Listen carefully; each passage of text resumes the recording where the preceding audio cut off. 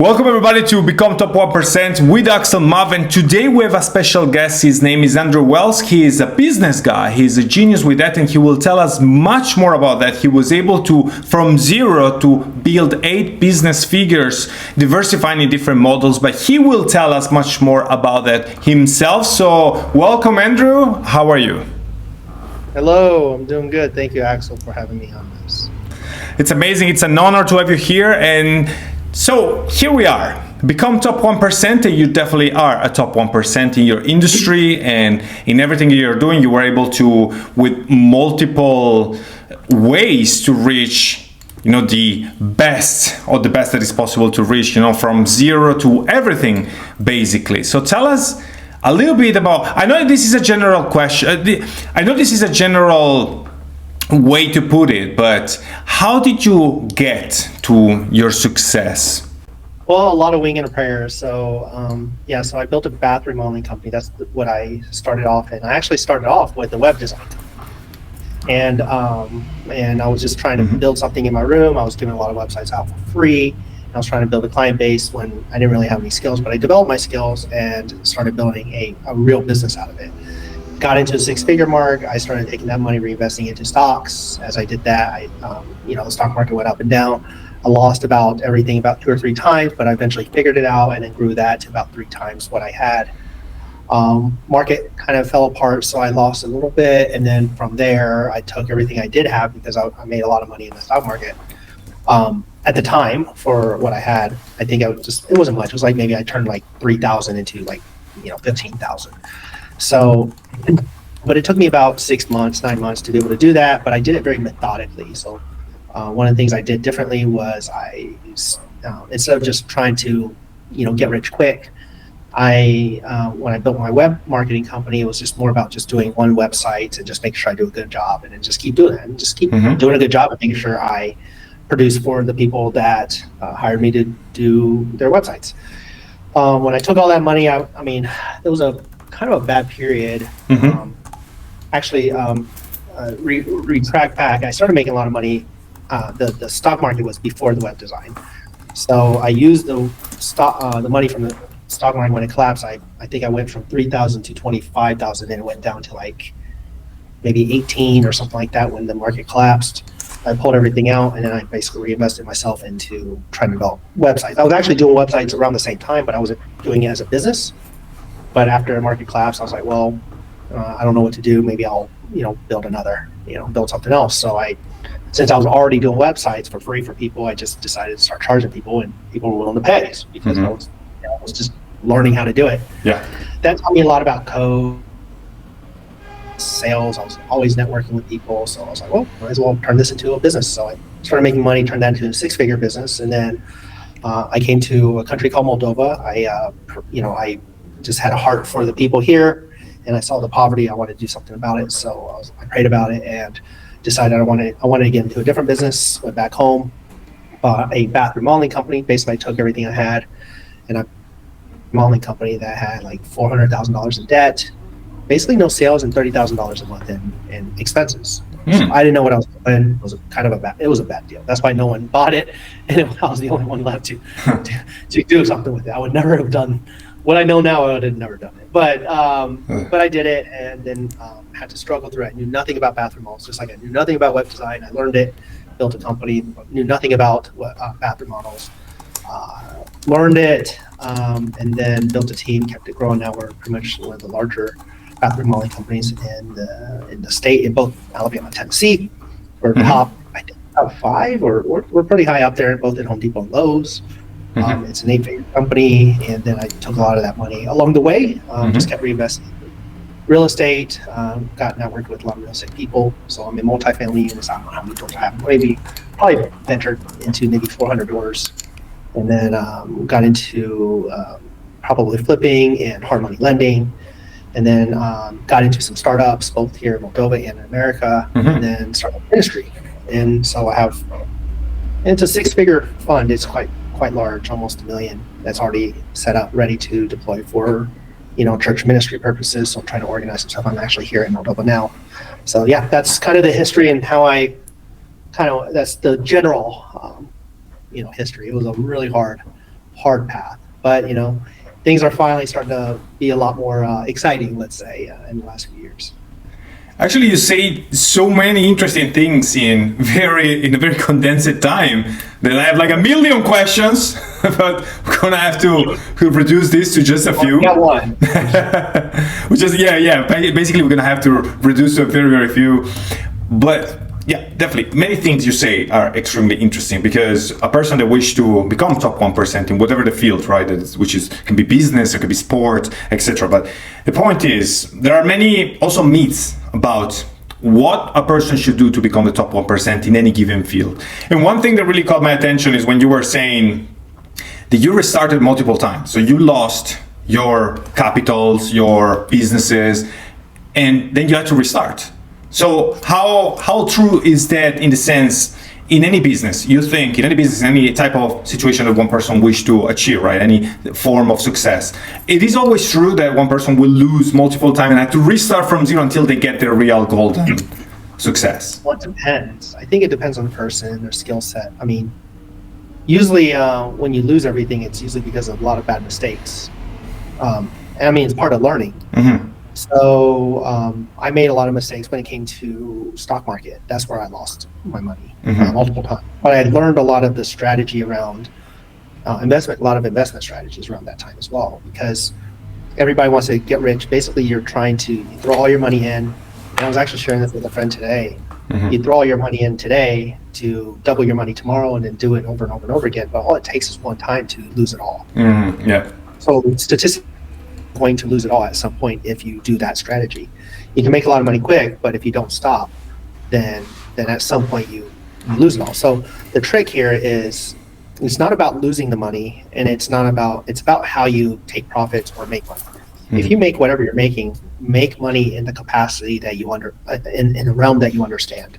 So if you don't know anything about stock market, you can learn the stock market and go do it, but that's not where you're gonna get rich. You're gonna get rich, or you're going to build wealth. What you want to do is build wealth, and you build wealth in areas that you understand. Mm-hmm. And what you do is you become the best version of yourself in that realm. So like some people can make a lot of money in software, but I'm not in software. I can do it, but I'm not sure if that's my realm. Maybe I can, I don't know.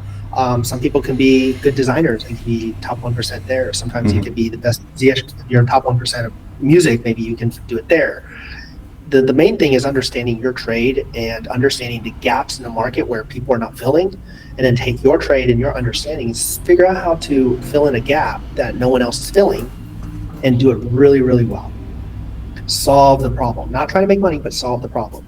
And if you can do that well and you can replicate that, then the money will come. Mm-hmm. And the next thing is to not try to make it so quick, because making it quick is where you lose it, or you're trying to do it in an area you don't understand and you make a mistake and then you lose it.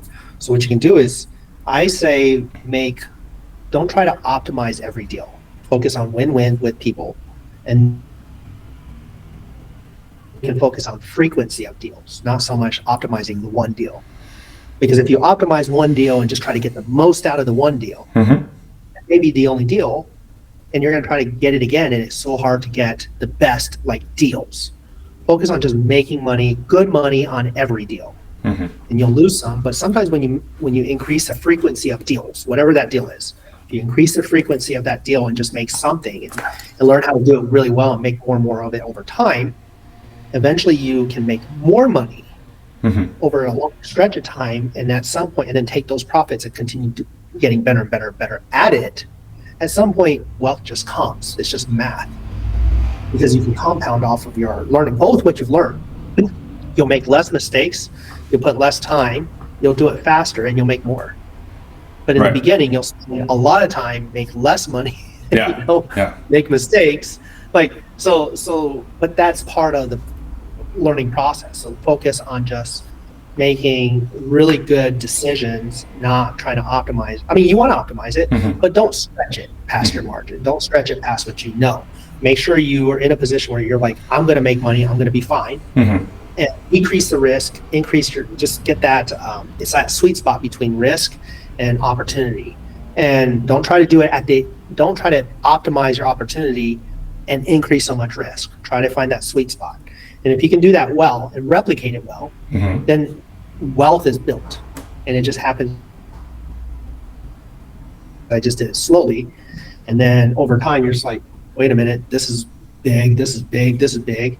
And all I did was do a little bit at a time throughout, like passively, I'll just do this, I'll learn. A couple of years later, it just sort of grew. And so you just keep doing that over and over and over again, and things just happen. It's just math. Yeah, that's all it is. But probably at the beginning anyway, a person, of course, a beginner, someone that is not an expert in any given field, they will probably make some mistakes, and maybe they shouldn't be angry at themselves. Oh, I made a mistake, I lost it all, or something. I mean, maybe it's just part of the learning curve to then get the success.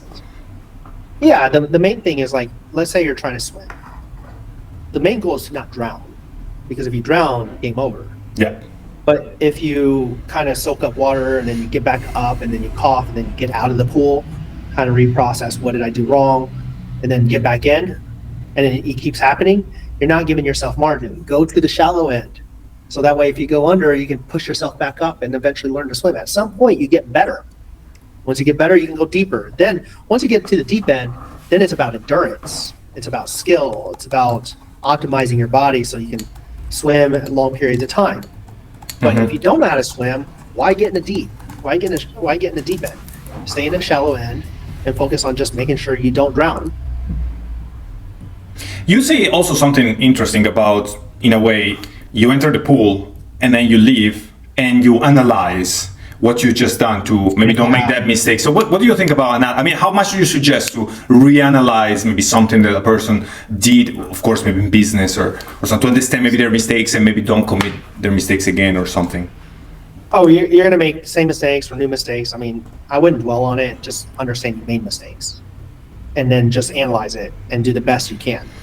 But one thing to do is, like, for example, if you go out into the deep end and you come back and you're analyzing, you're like, I realize I can't swim. Trying to figure out how to swim and getting back in the deep end does not help you. What you want to do is say, I can't swim. What should I do? Well, I need to learn how to swim. Well, what if I go back in the deep end and I can't swim again? I will drown. Okay. So how do I not drown? Well, maybe go here. Okay, cool. Do that. You know, because trying to talk about how to swim, reading up, you can probably go up there and analyze how to swim and do that. But at some point, you got to get back in the water. Yeah. So don't go back into water in the deep end because you can't practice. So go into shallow end and practice what you learn. And if you keep, and make it a goal, like my goal is to not touch the bottom. Now the bottom is only like, 6 inches, but the goal is to not touch the bottom. Yeah. So if you make simple goals, I'm going to go into shallow end and not touch the bottom. But if I have to touch the bottom, it's not going to hurt me. That's risk analysis. So you're reducing risk and giving yourself to perform. At some point, you're like, I'm not touching the bottom for 10 minutes. Okay. Now you can start edging over and saying, okay, am I correct? All right, well, move over where the bottom is only like 2 feet. Okay, if it's 2 feet, go down, you can come down and then jump back up. Yep. Right? And then you analyze, okay, it's 2 feet deep. That's analyzation. If I'm in trouble, what do I do? Okay, it's 2 feet. Do I just let myself come down? Well, maybe, okay, what's my plan? Well, if I'm starting to struggle, maybe a strategy, it may not be the right strategy, but because I know I'm only 2 feet, how do I know I'm 2 feet? Well, I can look at the marker here. And as long as I'm within that marker, I'm in at 2 feet, like it's only 2 feet below me. Okay, cool. What am I going to do? All right, I will, if I start to come down, accept it, dive in, and then put yourself down because it's only 2 feet. Yeah. And then just and then you're like, I'm going to get in, and then I'm going to just stretch my legs and then pull myself up, push myself up. That'll be my strategy. If I'm struggling, just hold my breath, dig deep or, dive deep, and then just push myself up. And it's like, okay, that's a good strategy. And then it's like, well, if that doesn't work, what do I do? Well, I got to go this way. Okay, cool. Now I have 2 strategies in case I'm in trouble. These are 2 things I can do. I can make a decision when I'm in the pool. Go test, see if you can survive. If you're surviving, do good, great. If you don't, you have 2 ways out. And you do that enough times, at some point, you're a swimmer. Then you're not you're not talking about like how to swim. Again, it eventually gets to the point where you're not talking about like skills of swimming, but how fast? How do I compete? How do I become better? You're not even discussing the skill of swimming. You're discussing competing now at that point. Yeah, it's like the cyclists that at the beginning they have to learn how to just go on the bicycle, and then but going to the bicycle and going to a race with other people is a different universe, like really. Exactly. And then once you're in races teach you how to push up. And the interesting thing about being in a race is that there's other people who might be better than you, or who have different skill sets, or who have different trades. That's called networking. And what you do is say, how do you do that? Now that you're talking about networking, I actually wanted to ask you two things. Let's see if we can put it together, maybe in one, or actually you're going to answer maybe both of it if you can do it. First of all, if you could give like a real life example, for example, a person that is today is at zero and say, I don't know, I want to start a business or something. Probably the first step, because you were talking about the 6 inches, then maybe improving to 2 feet, deep every time, deeper and deeper. So a person that maybe I wish to get $1 million or something like that, right? Well, probably you're gonna have to start, if you're at zero today, you're probably gonna have to start to know how to make your first 1,000. So how would you put this in a real example, if a person should start from this, right? Well, whatever business you want to create, fine. Learn how to make your first 1,000. Do it on the weekends and evenings. How much time are you willing to put in? How much time did it take for you to get 1,000? Can you do it faster now? Can you find people that would help you? Do you have the funds to even do it? And answer some of those questions, and then get your first 1,000. And it's like, okay, cool. Can I do it again? And then just try to do it again. Okay, how much can I do it again? Okay, great. Can I scale this? Should I do just this 1,000, or should I start going to 5,000? At some point, those are the different questions you can have, but those start to come naturally once you hit your first 1,000. Yeah. So first, take action, but don't risk. Don't go quit your whole job just to figure out I'm going to make $1 million, and you can't even figure out how to make 1,000. Go figure out how to make your 1,000. Do that. And then once you make your 1,000, you're like, all right, I'm going to quit my job. No. I mean, if you want to do that, but then you put pressure, because now you have to do something. What you want to do is you want to learn how to make money without the pressure of having to spend, and support yourself and do different things. So if you can get this thing going, then how do you invest whatever time or money or effort you have to making more of it nights and weekends? And then there's a point in time where you eventually figure out how to optimize it. And you're like, ooh, I'm making more money than I am at my job. And the question is, can you do it consistently? Or if you could, maybe it's better just to hire someone else to do it. You still work your job, you hire someone else. Can you train them? Can you manage it? There's different questions that can happen. At some point, you're like, I have to quit my job, because just stay at my job. And then you do that, and it explodes, because now what you're putting 10, 20 hours. Now your business is getting 40, 60, 80 hours out of you. I mean, just think about how much your business starts to explode, but that's after you transition. That's actually how I started my web design company. Because I did the math. I was like, I was basically acting as a waiter or something at a fast food joint. Oh, you started as a waiter. Okay. It was like a cashier. It was a cashier kind of person, right? And then like in a restaurant, and but not like a sit-down restaurant. But it wasn't fast food, but it was kind of like one of those hole in the walls. And I had to, because I didn't have any money, and so I had like $0 in my bank account, and I was working there I didn't even have a car, so I was over just working. And I was like, well, I'm not too good for this. I had a big dreams I was going to do this, but at some point I was thinking about how much hours I was spending trying to build websites and do stocks. And then I calculated it, and I realized I was putting like 10, 15 hours on it, and I'm working 40 hours here. And all I needed was I was starting 10, 15, 20, like I was putting more and more hours. It was making more demands on me. So I'm working like 20 to 40 hours over here, making, I don't know, $500, $800 a month or a week or whatever I was making. I forget what I was making, but making whatever. And then I look at my web business, and I'm making like 4 times per hour than I was over here. I'm like, well, it's not. If I just quit here, I've already replaced my income if I just work 10 more hours or something like that. I did the math. I was like, well, if I just quit, I can do like 60 hours. I just need 10 hours to break even, but I can do 60 hours. So I worked really hard just to make sure I did that. And then the extra hours, I just worked really hard just to make sure I can. It didn't take, I broke even I broke even within a month. And then let me guess, Andrew, that was the hardest part, right? The very hardest moment was that one about it when you were in between of the two, right? Yeah. It was kind of because I was struggling. I was trying to figure out how to do 2 jobs, basically. I was working on this job for myself, and I was working over here, and I needed this money because it was consistent. I was like relying on this money, but what ended up happening, this was inconsistent money when I was making more of it. And what I had to do is I just wrote down I just kind of put it in Excel and started figuring out my hours, and I looked at the risk, and I said, all it's going to take is like a weekend of extra work. So if I could just do that or whatever it was, it was going to be, it made it so clear I had to quit. So it became easy once I identified that number. And I was like, well, all I have to do is 25% more and I overcome my number. It's hard. Here's where it's hard. It's hard for people who make really good money. They have good, successful jobs, making really good money, because it's hard to leave because their business is not making near what they were making. Yeah. You're making $100,000, $80,000, $300,000 a year. It's really hard to leave and start your own thing. Right. Because the building of that, I mean, it's just really hard. It's easier when you have less, but if you have that kind of income, you also have quite a bit of skill too. So usually when you're in that kind of position, you want to move over, it's easy to hire an assistant at, like, let's say 20,000 or 30,000 or 40,000, whatever, and let them handle the administrative part so you can still do your job. You hire the assistant, and then you just do the difference. And that's another way to be able to jump if you needed to do that, if you're like a high income earner. Because if you're a high income earner, it doesn't, I mean, you may have a higher standard of living, but then the question is, how much is your dream worth? If you're willing to jump and make less, then just go ahead and hire someone and make less. That way you keep the stability, and if things don't work, you can just let go of the person. But if things work, you still work nights and weekends and build it, while that, you pay that person less than whatever your salary is. And then you build the thing, and hopefully you're still making more money than before.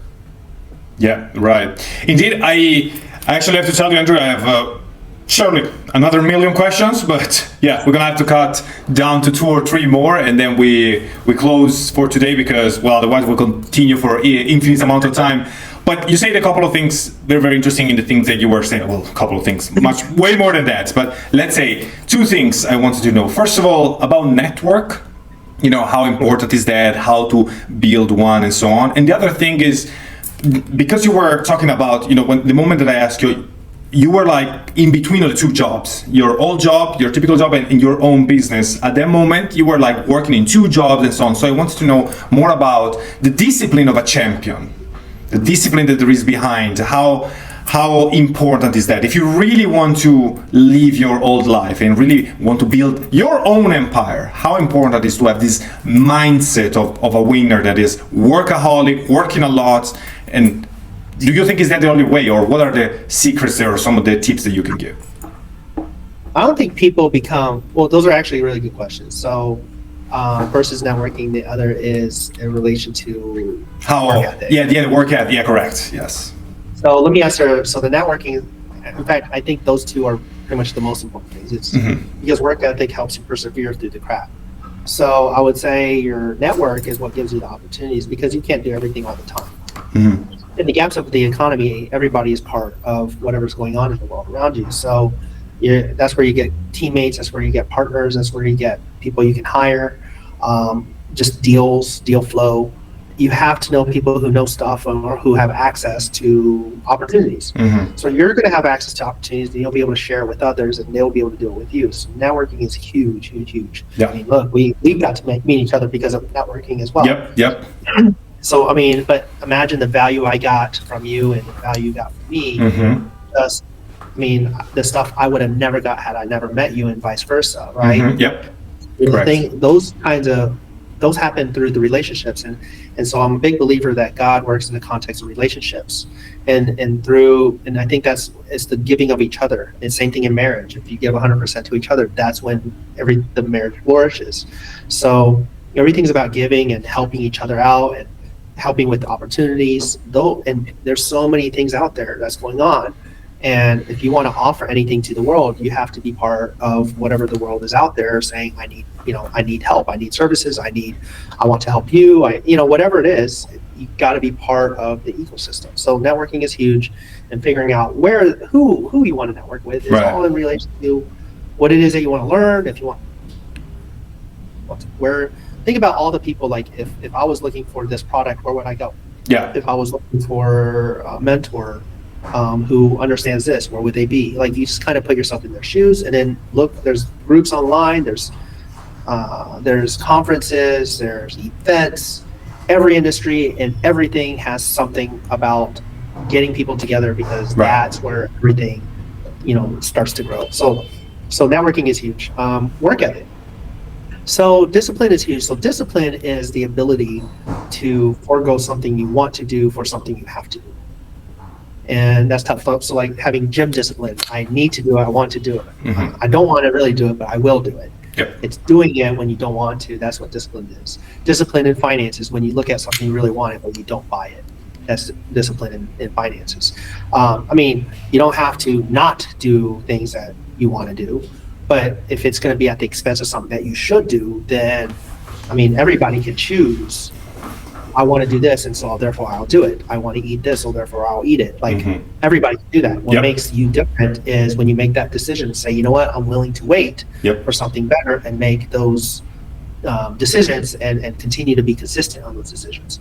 Work ethic is the ability to be able to work at any sort of intensity at the expense of yourself, which is usually going to be time. I'm going to work 8 hours. And so your work ethic could be both quality or quantity. You know, if you're going to work 8 hours, then work 8 hours. That would be discipline. Discipline work ethic is kind of huge because that optimizes your time. But if you don't have discipline, well, then who knows? You'll work 8 hours. You'll work 12 hours, but only got 6 hours worth of work done. Still work ethic. Yeah. Very true. Very true. Discipline. So it happened to me in the past, and I was saying, "No, I'm working 12 hours," but eventually, if you really were to condense those hours, they were like not 12, but maybe were 3 or 4, because losing time, doing something. Yes, exactly. So discipline helps you optimize your work ethic, and discipline helps you make less mistakes.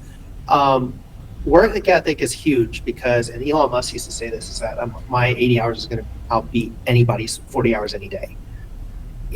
So I may not be smarter than you, but if I'm going to work, 12 hours a day, your inefficient 8 hours is still less than my inefficient 12. Very true. And if I'm efficient with technology and discipline and blah, blah, blah, I'm going to outpace your 8 hours. So imagine that you're working, let's say, an efficient 8 hours. Maybe you work an efficient 8 hours, you work 2,000 hours a year. Well, I just outpaced you by half a year. So you worked a year at 8 hours a day for 40 hours a week for a whole year, and I did 1 and a half, something like that. But I did 60. Mm-hmm. Well, now whatever you accomplish in 1 year, I've accomplished a year and a half of that in 1 year. Yeah. You and then what's interesting about that is layering. Whatever I learned sooner than you. So whatever you're going to learn in a year and a half, I already learned in a year. Yeah. So imagine that by January, you're at January, I'm at January, but I'm already further ahead in my learning. I'm going to make less mistakes. So when it comes to compounding, my 5 years looks like your 15. That's amazing. That's wonderful. Yep. And so that's what work ethic and discipline can do for you, because you can accelerate your learning. You could accelerate your way out of mistakes, but you don't want to do it so much at the expense of so my mistake is I worked so hard. And when we talk about workaholic, you don't want to work so hard that would be at the expense of family or social life, which is what I did. I'm not sure if that's a good position either, but that's what I did. But I think those that are workaholics are not there because they're trying to do work or they're trying to have work ethic. I mean, sometimes it's just simply because they got into a lot of crap, made a lot of mistakes, and now they get to overcome it. Right. Which is what happened to me. So if you're in the deep end of the pool and you keep throwing yourself in the deep end of the pool, one, you learn how to swim a lot slower. You learn how to get through the panic, and you're stressing yourself all the time. I mean, I should have just went in the shallow end, but instead I keep throwing myself in the deep end. Well, I'm going to work a lot harder, a lot longer, whatever it's going to take, and I probably won't learn it as fast. Well, I can say I worked harder and I swam harder and I tried harder in the deep end, but I would say work smarter in the shallow end. That's what I would say. So workaholic is not necessary to be successful. Smart work is necessary to be successful. Efficiency, discipline, and maybe how to do that is efficiency or discipline plus work ethic. And let's say 8-10 hours. So, I mean, you don't have to be a workaholic at the expense of social life, but I would say work hard and work harder than everybody else. And let's say a good number is, let's say 10 hours a day. Right? It could be 12, I mean, whatever. But let's say 10 hours a day because it's more than 8. You work a strong, efficient, disciplined 10 hours a day. You're still working harder than everybody else. You're working better than everybody else. You're focused on results. The question is, how do you do that? How do you make sure you have the discipline, like make the right decision? How do you know that you are taking less risk, whatever? Mentors. You get people who've already done it, and then listen, like this. That's what this podcast is about. Like we're sharing experiences, so whoever's in it can kind of like, oh, okay, and then they got to listen and do it. So in my case, I didn't have that, and that's why I had to work so much. I think about all the stuff I know now today, And if I knew it 5 years ago, I'd probably be where I am 5 years ago, without the headaches, without the stress, probably with the family. Right. So, yeah. But I did it at the expense of all that. And now by doing it, I almost made it certain I was going to get to where I was going to go. So, I mean, that's kind of the position I put myself in. I made it almost certain I'm going to hit my goals. It was whatever it took. But there are better ways, and better ways is by having mentors who can help. I mean, I met someone who's disciplined, Yep. Works hard, is ethical, and is efficient, whatever, right? And they have all those components. Their 10 hours or even 8 hours will probably outpace my 12 or 16, because I was making sometimes mistakes and all these things that some other people could avoid. Right. Yeah. So that's part of learning. So as you do it, Yeah, I true. start to get older. Those are the things I do. But now that I'm here, I actually know how to help people out of a lot of these things. So I can see a lot of these things clearly because I have experience in them. So, and I don't get into them as much anymore. And I almost don't need mentors in some components of running business. I need mentors in areas I don't know anything about. So that's what I do. Instead of just trying to figure it out, which I now know how to do, I'd rather just get someone who I can work with and then learn from them, and then just layer their learning on top of what I'm. Yeah, that's a beautiful thing. Mentorship and having mentors that can help us to get faster. It's the only way. Which is what you do for people. You coach people on like how they dress or social, whatever. This right? is actually one of the things that I wanted to tell you. What do you think about fashion? Because we did this like a few years ago, so changing a little bit. My They gosh, changed. it was amazing. Everybody commented, and it actually upped my. How much changed your life after we did the coaching together? So I help you styling and having a different style in your life when you're dating and business life, right? Well, style and fashion. So the interesting thing is people is that we're always competing. This is actually what fashion is. It's basically competition of your identity. Uh-huh. So we are always judging each other. This is like, and I started trying to understand identity a bit more, because we're in this weird phase where everybody's trying to be whatever, like a man is trying to become a woman, and all these different weird things that I don't know how to process that, right? Mm-hmm. And that's not my lane, so it's not my thing, but but I'm still like, why is it a big deal? Like, I don't understand. And what I realize is that everything is a competition. Okay, so imagine a world where we all looked exactly the same. Like everyone looked exactly the same. Yeah, like watching one of those movies about science fiction. Yeah, if you think about Terrible actually, when you do that, think about it. Then there's no element of choice. Yeah. Because there's nothing to differentiate anybody from anything. So if the only thing that you can differentiate each other is simply by characteristics, at that point, everybody looking exactly the same. Well, then the only way for people to compete is to somehow peacock their personality. But the problem with that is it's hugely inefficient. Right, because no one can see you. Yeah, it's all driven. Honestly, if I had to peg, this is just my opinion, but it's all driven from mating. Like a guy is looking for a girl, trying to attract a girl, and they're trying to find the best. And so it's not just you just choose whoever and go. Everybody wants the best of whatever they feel like they can get. That's pretty much what, if you had to bring it down, that's what's happening. Or that's what people do. Okay? Nothing wrong with it. It's just that's what people do. So everybody has different criteria as to what that looks like, as to what they think my number one looks like. And it could be various different personality and physical traits, mental traits, spiritual traits, whatever. Like whatever the traits they are, there's like a billion traits that they can go off of. And if everything and everybody was the same on everything, then all you have to do is just pick the next person. It didn't even matter. But because we're all different, how do you showcase that? And so what you do, imagine, let's say all the guys look the same. Well, at some point, someone, and this same thing with girls, someone has to do something. So maybe I'm thinking the evolution is first you have to identify who's a guy and a girl. Because if a guy wants a girl, he's going to have to do something. So what is he going to do? He's looking. And if everybody guys and girls look exactly the same, the guy is going to get confused, and so is a girl. Right. So what does a guy do? Girls differentiate themselves. Maybe they get long. Oh, okay. Now I know who's a girl. Yeah. Right. And then there's different character traits. At some point, we start to differentiate each other, and then it becomes something called standards, and that's usually cultural. And then those standards start to develop. Well, now if everybody had long hair, then it becomes a style of hair. Yeah. Because you're trying to do something different. If everybody had straight long hair, you're gonna look at every girl and be like, okay, all I do is when you look at every girl and say straight long hair, and then you're just saying, okay, she's a girl now I cut half the people out. I don't want a guy, I want a girl because I'm a guy and I want a girl, so that's a girl, cool. But if you have 100 girls, they're all going to say, well, pick me. Well, how are they going to do that? One girl may change her style a bit. Another one will do something different. Yeah. They're going to change something different. And so what ends up happening, that became the evolution of style. Yeah. And then what ended up happening is at some point, now everything is different. So what does different mean? Well, different, it has to mean something. So if you're going to try to say, choose me, and this is what I think my match is, you start to create an identity, and then you use your style to basically showcase the identity. Because if you're going to compete with everybody that's a bodybuilder, well then, if you're going to be a bodybuilder and you're going to compete with all the bodybuilders, you're going to end up like, you're not going to go and dress baggy, because that's not, you want to showcase, because that's your lane. Yeah. Or if you're like, no, I'm a athletic guy, or I'm a rich guy, or whatever it is that you feel like that's your lane. Yeah.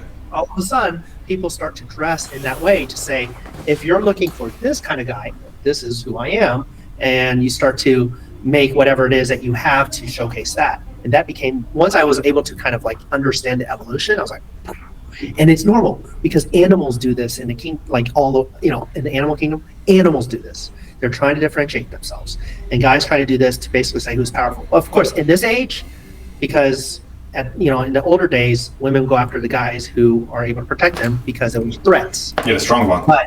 But when there's no threats, then you just want those physical features, but then you just want the image because there's no threats, right? So guys just become pretty is what eventually happens. There's actually a study on mice on this. It's actually fascinating. But so anyways, to come back to the style thing. How do you feel the change for yourself? Well, for me, I didn't really take it like as it was, help me understanding evolution, helped me understand that it was important. Yeah.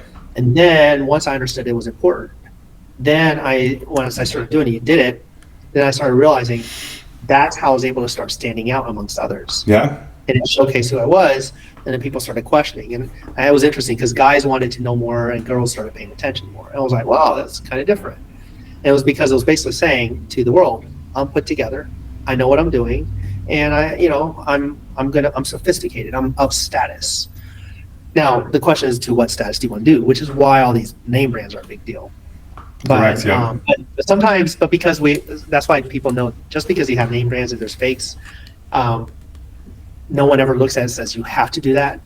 But it does make it where like, that's why people have emphasis on that, is because it's about show. It's not always about quality. It's not about whatever, but because that's the image it represents. And so you're saying, I represent that.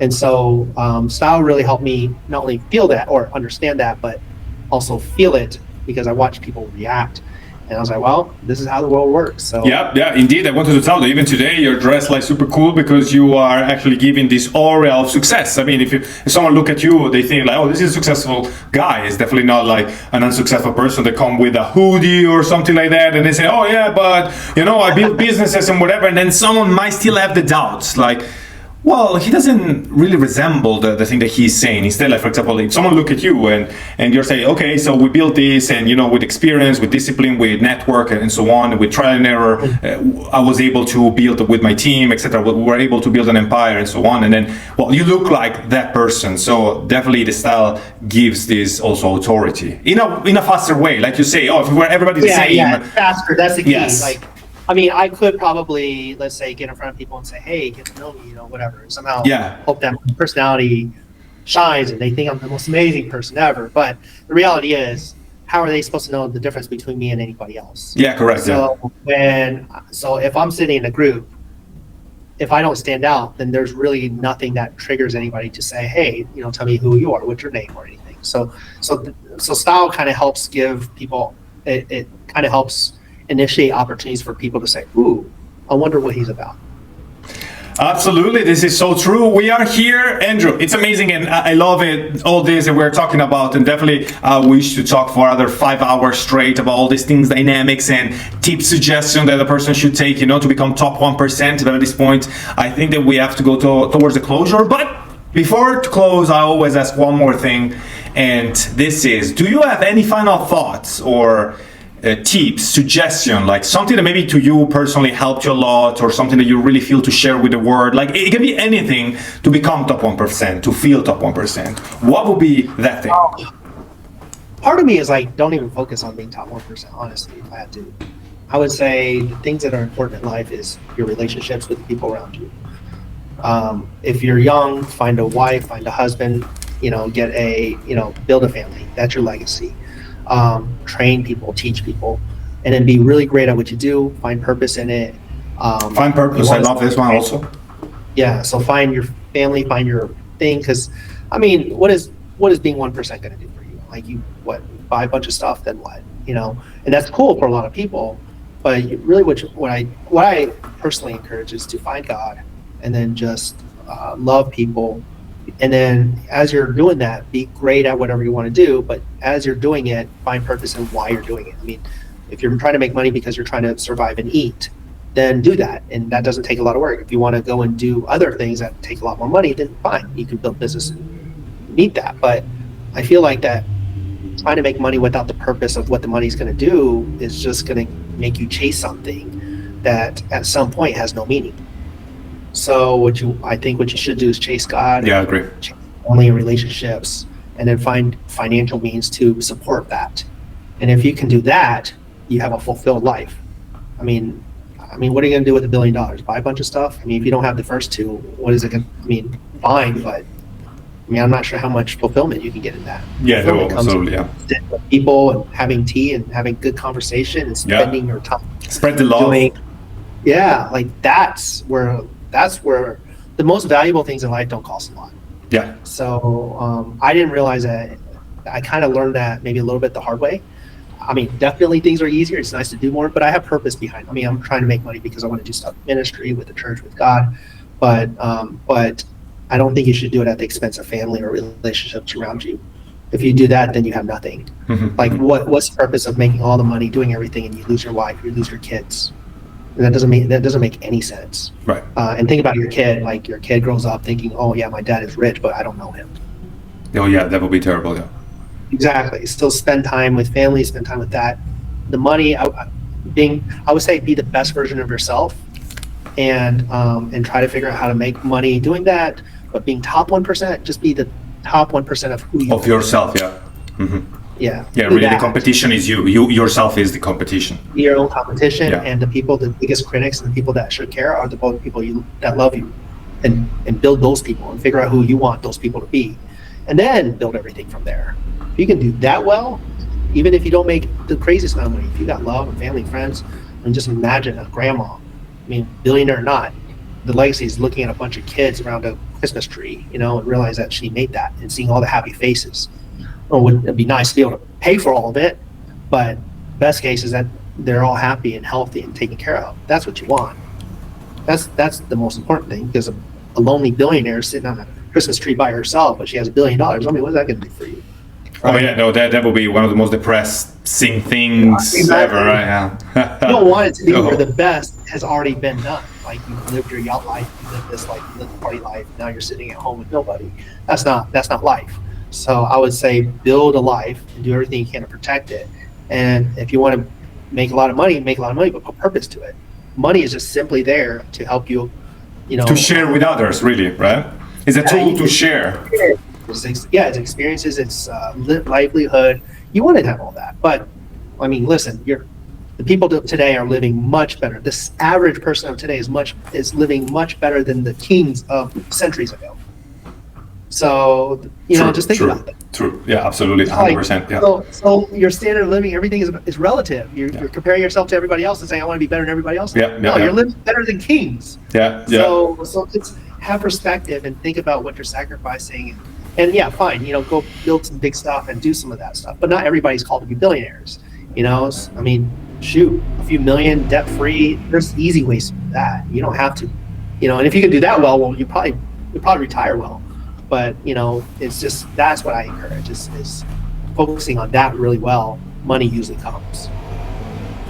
And so with this amazing drop the mic moment, Andrew, It was really a pleasure to have you here today. You really taught us, to all of us, a lot of wisdom from someone that was able from very few to build something big and learn many experiences during his life in a very short period, because it's not that you have 200 years, right? So you're very young and you accomplished a lot. Thank you very much for all these things that you share with us today. And well, I can't wait to have you maybe later on in some months and know the news, how the things are going and so on, and have more wisdom from you.